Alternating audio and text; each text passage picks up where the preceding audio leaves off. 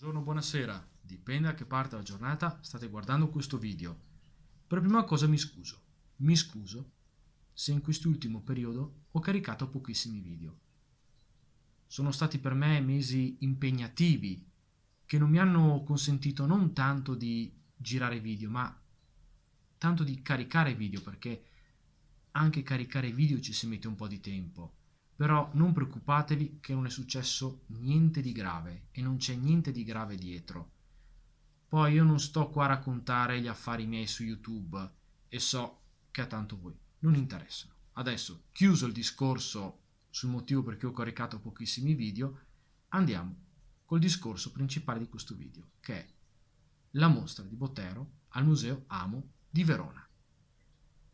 Se siete di Verona o delle zone vicine o comunque visiterete Verona fino al 22 aprile 2018, vi consiglio di visitare questa mostra dedicata al pittore colombiano Botero, famoso come il pittore dei ciccioni. Sì, è chiamato così.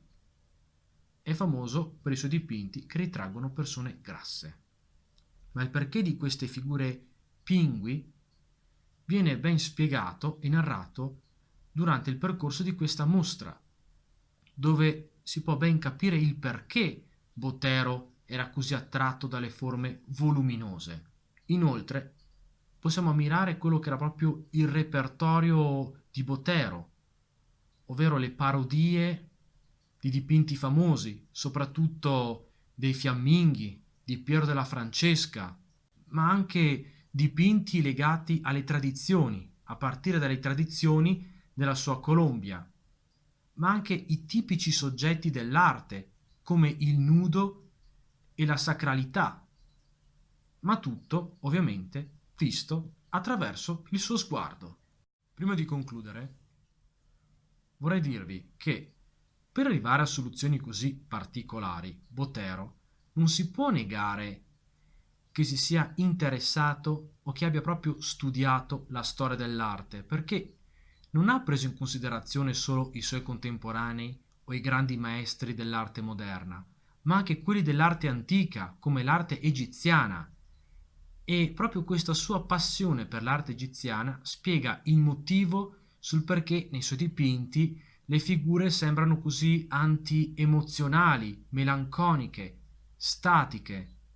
Per nutrire questo suo repertorio, Botero ha preso in considerazione anche un'arte che ancora oggi è sottovalutata, ovvero la pittura precolombiana.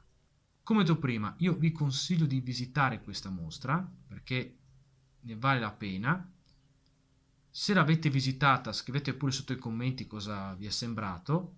Io spero nei prossimi giorni di caricare qualche video che ho già fatto qualche mese fa.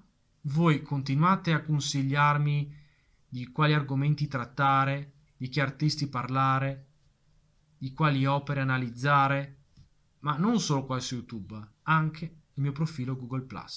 Io vi ringrazio per la visione e arrivederci al prossimo video.